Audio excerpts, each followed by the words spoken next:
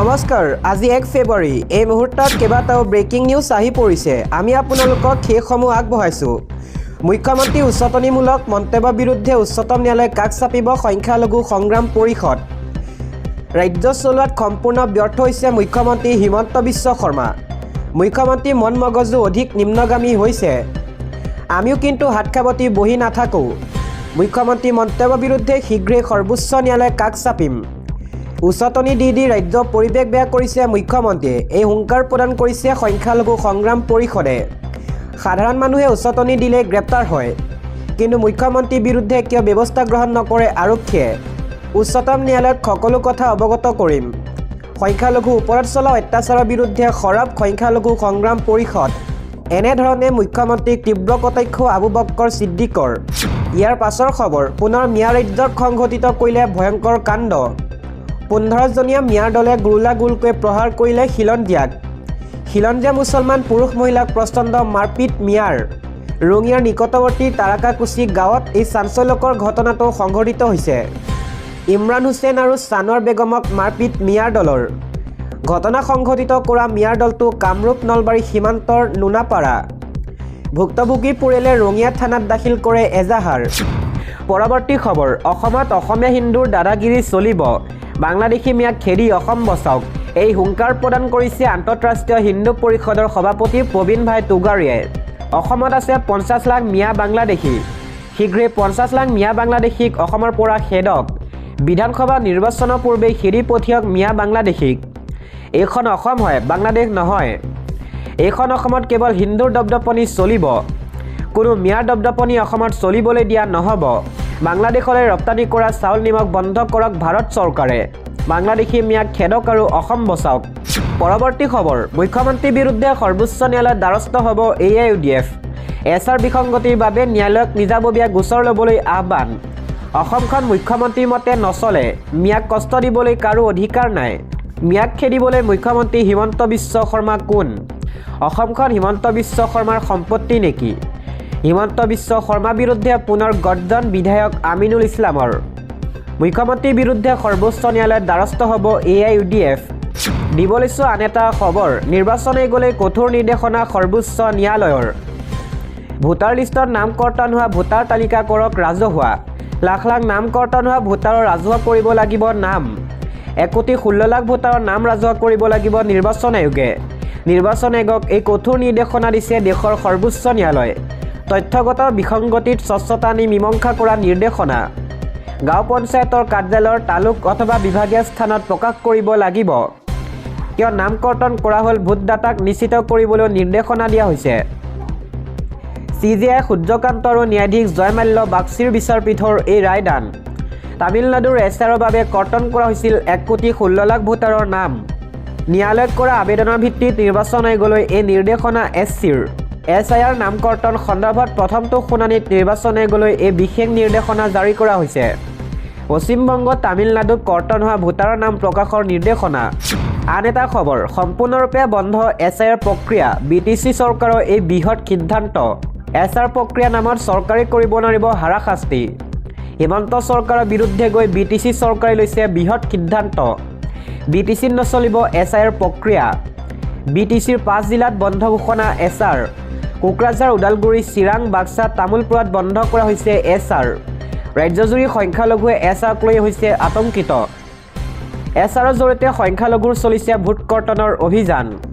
দাখিল কৰা হৈছে সংখ্যালঘু ভোটাৰৰ বিৰুদ্ধে ফৰ্ম 7 BTC জনতাক আতংকিত নহ'বলৈ ক'লে হাগ্ৰামা মহিলাৰীয়ে দিবলৈছো আন এটা খবৰ যিকোনো বিনিময়ত এবাৰ বিজেপিক পৰাস্ত কৰিবই লাগিবই এই মন্তব্য কৰিছে CPIMLৰ নেতা বিবেক দাসে বিজেপিক পৰাস্ত কৰিবলৈ সাজু হৈছে ঐক্যমঞ্চ অসমত এইবাৰ হ'ব নীৰৱ বিপ্লৱ এই সন্দৰ্ভত CPIMLৰ নেতা বিবেক দাসৰ এই মন্তব্য আগন্তুক 2024ৰ বিধানসভা নিৰ্বাচনৰ বাবে সাজু হৈছে বিজেপি কংগ্ৰেছ জাতীয় পৰিষদ ৰাজ্য দলকে ধৰি বিভিন্ন ৰাজনৈতিক দলসমূহ এইফালে নিজৰ প্ৰতিশ্ৰুতি লৈ ৰাইজৰ মাজলৈ যোৱা দেখা গৈছে ৰাজনৈতিক দলসমূহৰ নেতাক যিহেতু অহা 3 বছৰৰ ভিতৰত 2026 চনৰ নিৰ্বাচন অনুষ্ঠিত হোৱাৰ কথা আছে তাৰ বাবে বিভিন্ন ৰাজনৈতিক দলে এতিয়া প্ৰচাৰ অভিযোগ চলোৱা দেখা গৈছে শাসকীয় দল বিজেপিয়ে বিভিন্ন চৰকাৰী আঁচনিৰ জৰিয়তে ভোটাৰ ৰাইজৰ মাজত সোমাবলৈ চেষ্টা কৰাৰ বিপৰীতে বিৰোধী দলসমূহে চলাইছে শাসকীয় দলে কৰা দমন নীতি, ভুৱা প্ৰতিশ্ৰুতিৰ প্ৰচাৰ। আন ৰাজনৈতিক দলসমূহৰ সমান্তৰালকৈ তৎপৰ হৈছে CPIML দলো। এইবাৰ CPIML দলে ৰাজ্যৰ বিভিন্ন সমষ্টিত প্ৰাৰ্থিত্ব দিয়াৰ বাবে সাংগঠনিক ভেটি শক্তিশালী কৰিবলৈ নামি পৰা দেখা গৈছে। এইবাৰ দলটোৱে কাৰ্বি আংলং জিলাৰ 2টা সমষ্টিৰ 2খন আসনত প্ৰতিদ্বন্দ্বিতা কৰাৰ বিপৰীতে কাৰ্বি আংলঙৰ বাহিৰেও 3টা সমষ্টিত মিলাই 5টা সমষ্টিত প্ৰাৰ্থিত্ব দিয়াৰ বাবে তৎপৰতা বৃদ্ধি কৰা বুলি বিহালী সমষ্টিত ETV ভাৰতৰ আগত প্ৰকাশ কৰে CPIMLৰ নেতা বিবেক দাসে। বিহালী সমষ্টিত ETV ভাৰত অসমৰ সৈতে হোৱা এক আছুতীয়া সাক্ষাৎকাৰত CPIML দলৰ ৰাজ্যিক সম্পাদক বিবেক দাসে কয়, আমি এবাৰ বিজেপিক পৰাস্ত কৰিবলৈ বিভিন্ন কৌশল ৰচনা কৰি আছো। বিজেপিক পৰাস্ত কৰিবলৈ হ'লে ৰাজ্যৰ সকলো বিৰোধী দল এক হ'ব লাগিব আৰু আমি এক হৈ নিৰ্বাচন খেলাৰ সিদ্ধান্ত লোৱাৰ বাবে আলোচনা কৰি থকা হৈছে। যদিও বিৰোধী ৰাজনীতিৰ দলসমূহৰ মাজত আসন বুজাবুজি নহয়, তথাপিও আমি যৌথভাৱে খেলাৰ বাবে সাজু হৈ আছো। কাৰণ যৌথভাৱে নিৰ্বাচন খেলিয়ে পৰাস্ত হ'ব বিজেপি। তেওঁ পুনৰ কয়, কংগ্ৰেছৰ সৈতে মিত্ৰতা সন্দৰ্ভত ঐক্যমঞ্চ নেতাই আলোচনা চলাই আছে। শেষত কংগ্ৰেছ দলৰ সৈতে মিত্ৰতা যদিও নহয়, তথাপিও আমি ৰাইজৰ দল অসম জাতীয় পৰিষদ CPIML দলে যৌথভাৱে নিৰ্বাচন খেলাৰ ইতিমধ্যে সিদ্ধান্ত গ্ৰহণ কৰি ৰাখিছোঁ। কাৰণ যিকোনো বিনিময়ত এবাৰ বিজেপিক পৰাস্ত কৰিবই লাগিব। আনহাতে বিজেপিক পৰাস্ত কৰিবলৈ বিৰোধী ঐক্যমঞ্চৰ দলসমূহে কিদৰে আগবাঢ়িব বুলি কৰা এক প্ৰশ্নৰ উত্তৰত CPM দলৰ নেতাগৰাকীয়ে কয়, বিজেপি চৰকাৰে অৰুণোদয় আঁচনিৰ জৰিয়তে লাখ লাখ মহিলাক আঁচনিখনত অন্তৰ্ভুক্ত কৰা বুলি ইমান সভা সমিতি আয়োজন কৰি চিঞৰি আছে। প্ৰকৃততে কিমান মহিলাক অৰুণোদয় দিছে? যদি চোৱা যে মাত্ৰ 40% মহিলাক দিছে, তাৰে অধিকাংশ বয়োজ্যেষ্ঠ লোকৰ নাম কৰ্তনহে কৰিছে হিমন্ত বিশ্ব শৰ্মা চৰকাৰে। তেওঁ পুনৰ কয়, গতিকে আগন্তুক দিনত আমি ঐক্যমঞ্চই অসমৰ প্ৰতিটো ভোট কেন্দ্ৰত উপস্থিত হৈ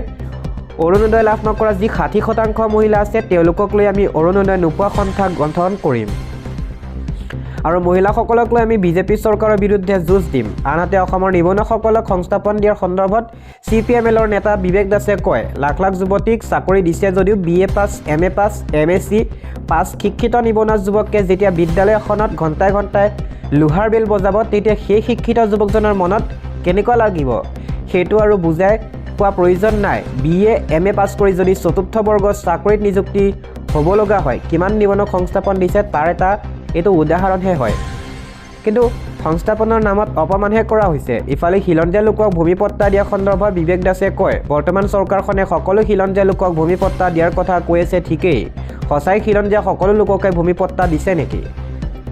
চোৱা যায় এজন খিলঞ্জীয়া লোকেহে 10 বিঘা ভূমি দখল কৰি আছে, কিন্তু সেই খিলঞ্জীয়া লোকজনক বিজেপি চৰকাৰে মাটিৰ পট্টা দিছে মাত্ৰ 1 বিঘা আৰু বাকী 9 বিঘা মাটি পট্টা দিয়া নাই কিয়?